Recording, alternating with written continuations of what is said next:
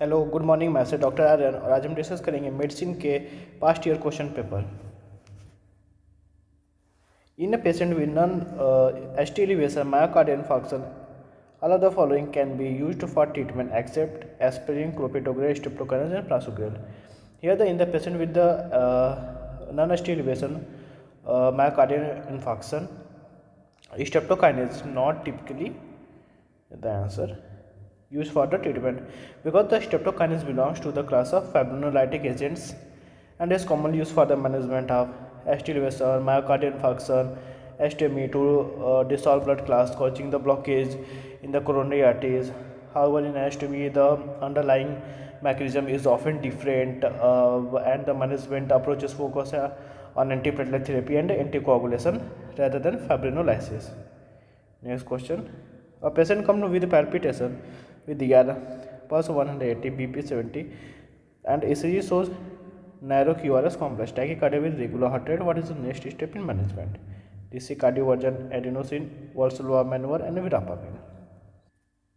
Here in a patient with the present with narrow QRS complex, tachycardia, a regular heart rate, a sign of hemodynamic instability. What is hemodynamic instability? Low blood pressure. Immediately cardioversion is the most appropriate next step in management. Here the DC cardioversion is the answer because the DC cardioversion involves delivering a synchronized electric shock to the heart in order to restore normal sinus rhythm in the treatment of choice for unstable tachyarrhythmia, such as in the scenario where the patient has a significantly elevated heart rate and low blood pressure. Next question. A patient come to the hospital within 3 hours of the onset of chest pain. ECG revealed ST depression in anterior chest lead and T waves inversion. T wave inverse हो रहा है. C could be the best managed by intra-aortic balloon, thrombolysis with alteplase, prophylaxis for arrhythmia, aspirin and heparin. Here the patient present within 3 hours of onset of chest pain. We suggest acute coronary syndrome. The ECG finding of ST depression in anterior chest lead and T wave inversion are consistent with myocardial ischemia. The answer is the aspirin and heparin. In this scenario, the patient is a candidate for early antithrombotic therapy to prevent further ischemic events and complications. Aspirin and heparin are commonly what used in the initial management of ACS, and aspirin is a antiplatelet agent that inhibits platelet aggregation, reducing the risk of a clot formation. It administered promptly to the patient suspecting of having ACS to minimize ongoing thrombolysis, and heparin is an anticoagulant to prevent the formation of coagulants. Next question. A 45-year-old female patient present to the clinic with complaints of increasing fatigue and shortness of breath. Upon auscultation, the physician detects a pan-systolic murmur that is the base heart at the right side of the heart. The murmur radiates to the axilla and is louder during inspiration.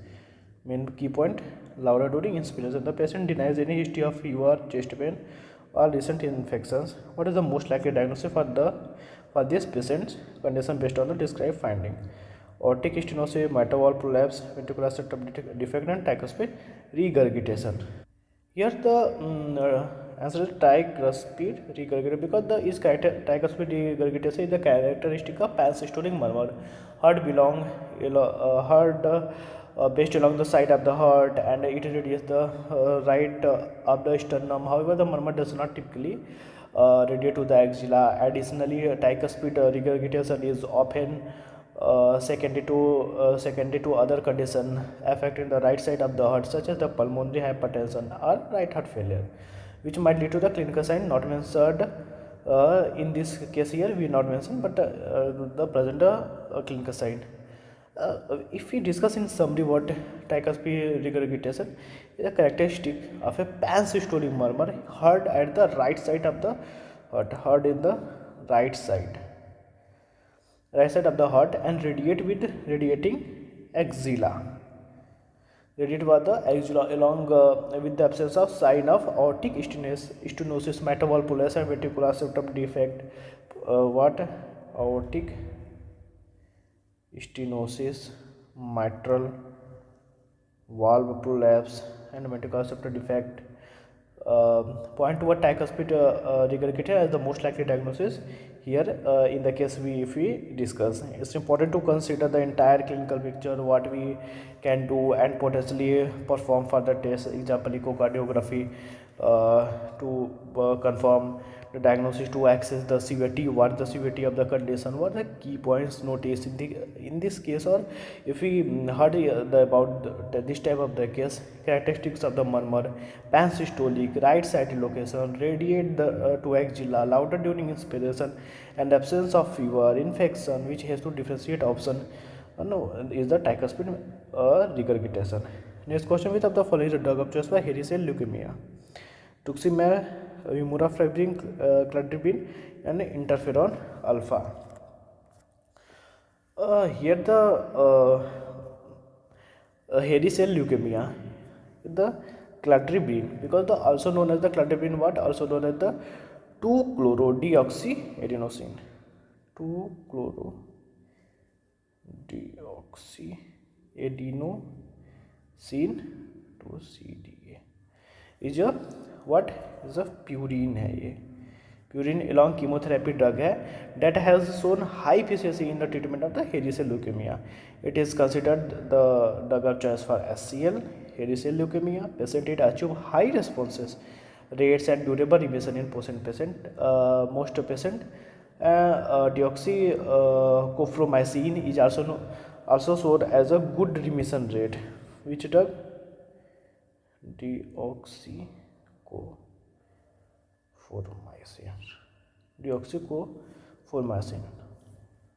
Next question: following is a graphic representation of a patient admitted in the medicine ward with fever. What would be the possible diagnosis?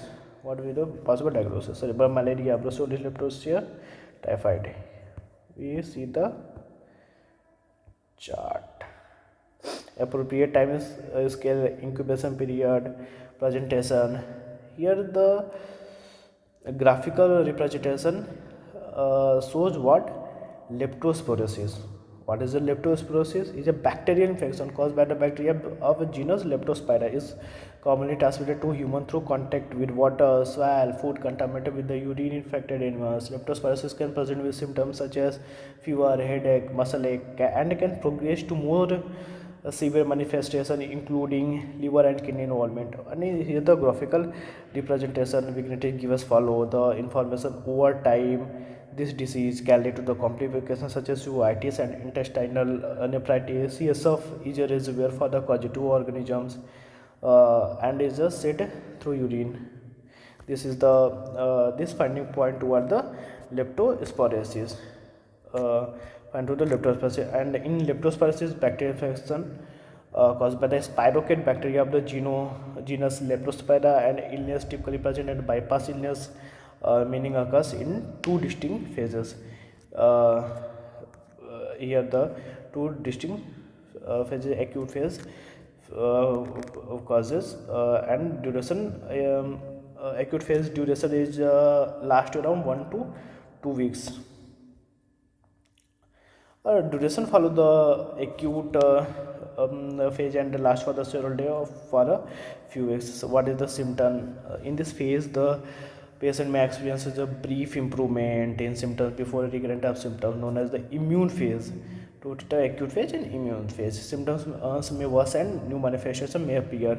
And here complication may occur. This phase is characterized by the involvement of multiple organ system. Complication can include uveitis, kidney function, leptospirosis nephritis causes kidney function, and liver dysfunction. Liver dysfunction में cause करेंगे hepatitis, leptospiral, meningitis cause करेगा, pulmonary haemorrhage and cardiovascular abnormality. Diagnosis करेंगे. Diagnosis is the immune phase is based on the clinical symptoms, history of exposure to contaminated water, अरेनमस and serological test. Here we see appropriate time scale, week, and incubation period, and presenting antibody titers, and laboratory investigation, culture, serology, CSF किए हैं, urine किए हैं, acute stage and convalescent stage, colonel setter, normal state, early and anematic. That's all. Keep revising and thank you.